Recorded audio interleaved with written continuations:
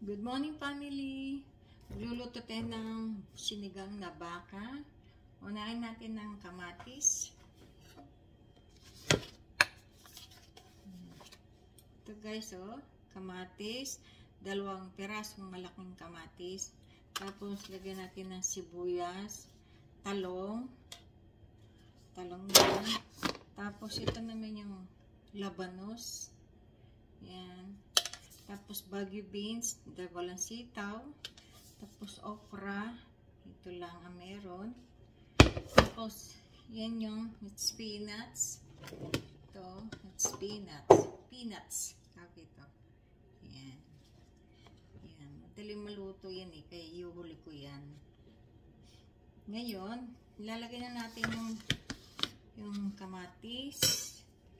Huli lang guys.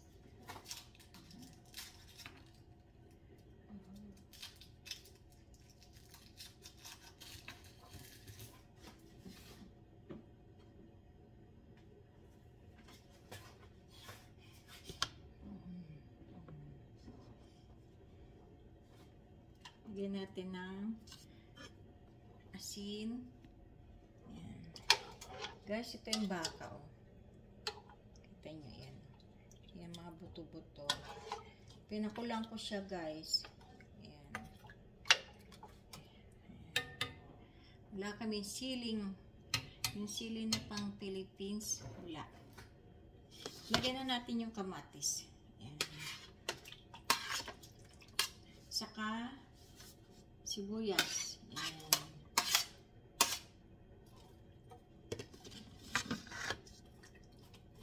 Tapos, takpan natin. Tapos, lagyan na natin yung radish, yung labanos. Ito matagal palambutin. Yung mga ganito. Ayan.